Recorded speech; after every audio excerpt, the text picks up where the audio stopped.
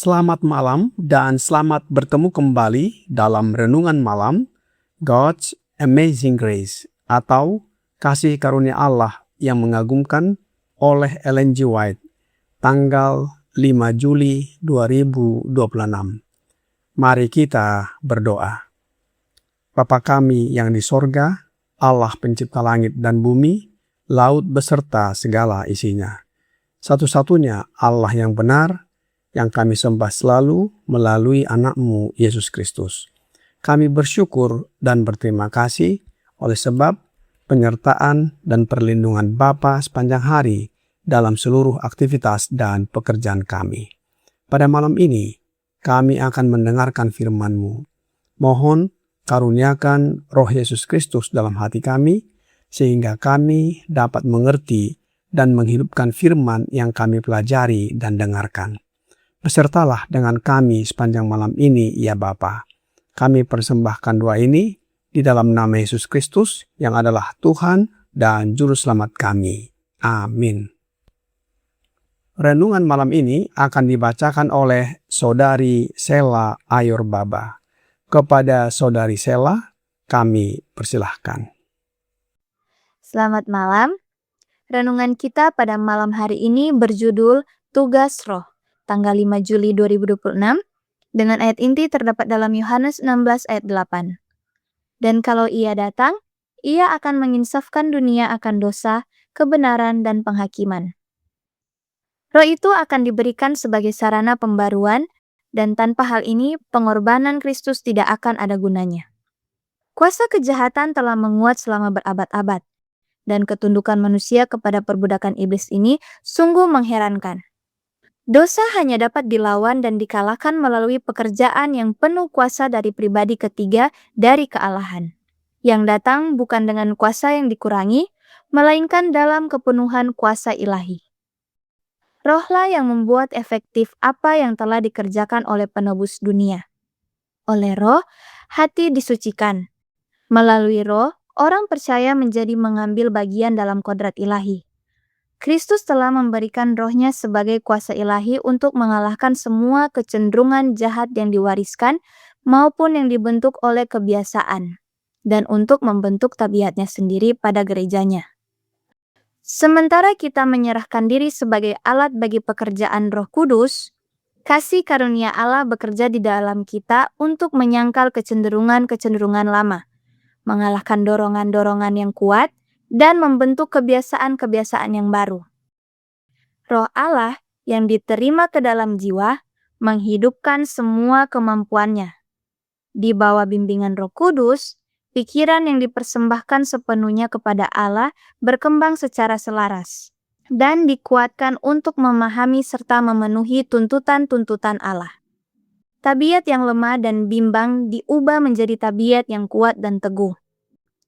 Rohlah yang menyebabkan sinar-sinar terang dari matahari kebenaran bersinar ke dalam pikiran yang digelapkan, yang membuat hati manusia berkobar dengan kesadaran yang dibangkitkan akan kebenaran-kebenaran kekal, yang menghadapkan di depan pikiran standar besar kebenaran dan menginsafkan manusia akan dosa, yang membangkitkan iman kepada Dia yang satu-satunya dapat menyelamatkan dari dosa, yang bekerja untuk mengubah tabiat dengan mengalihkan kasih sayang manusia dari hal-hal yang sementara dan yang dapat binasa, serta mengarahkannya kepada warisan yang kekal.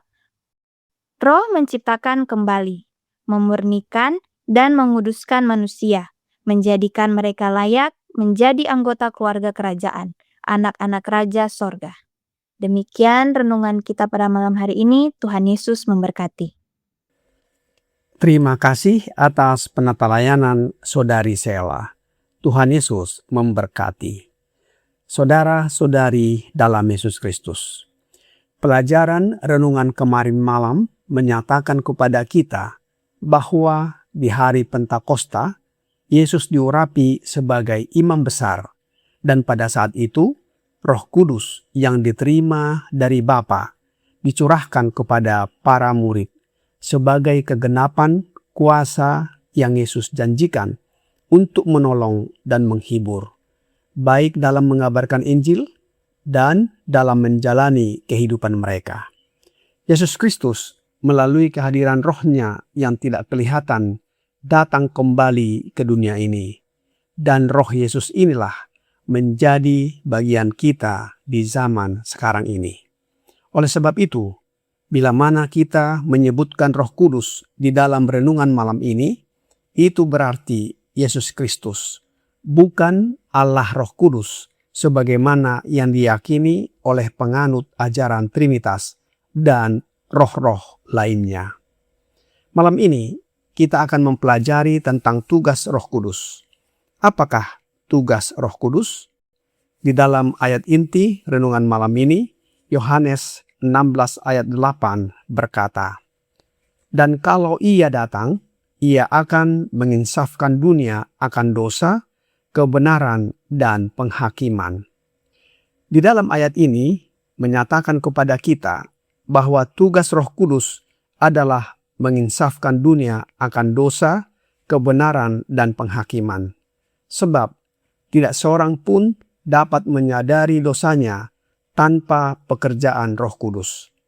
Banyak orang merasa dirinya sudah baik, tetapi ketika Roh Kudus bekerja, hati menjadi terbuka melihat keadaan yang sebenarnya. Kesadaran ini bukan untuk menghukum, melainkan untuk membawa manusia kepada pertobatan.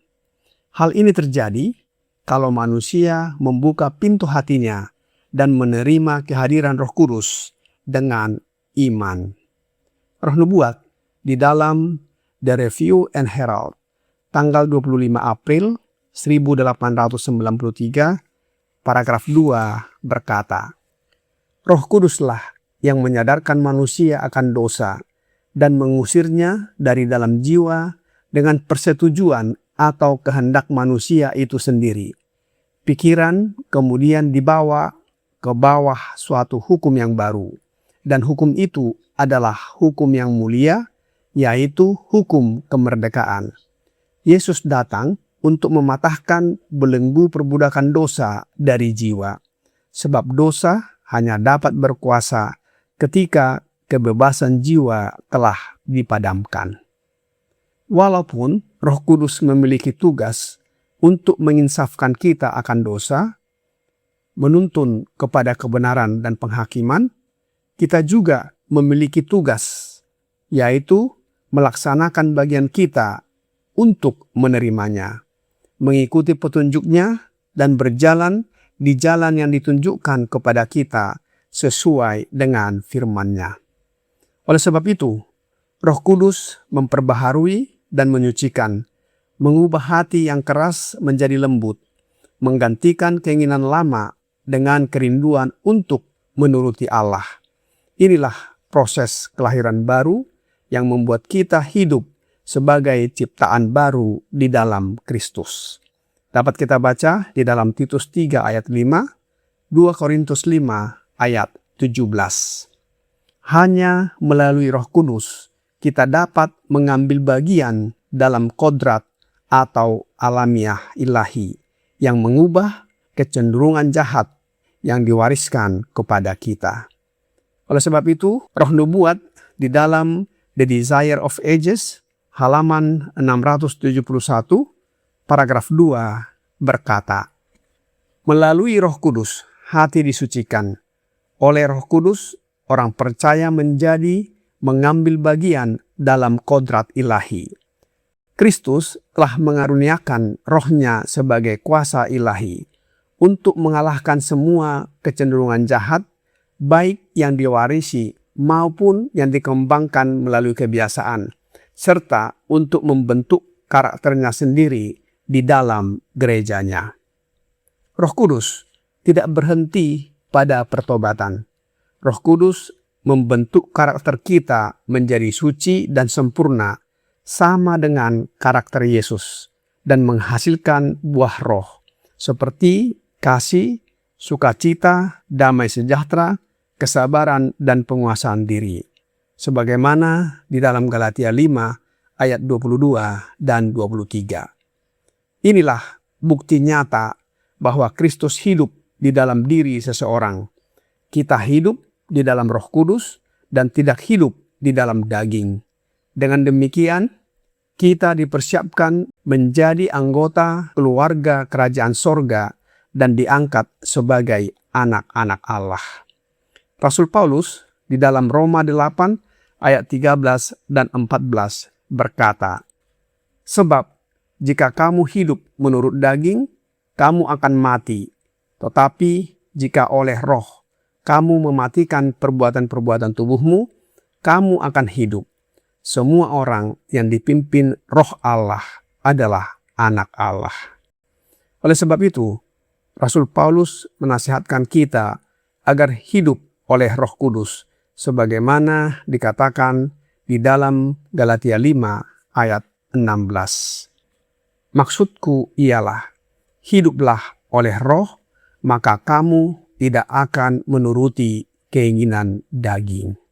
Saudara-saudari dalam Yesus Kristus, Roh Kudus menerangi pikiran dengan kebenaran ilahi, menginsafkan manusia akan dosa, dan menuntun kepada seluruh kebenaran, dan bersedia menghadapi penghakiman.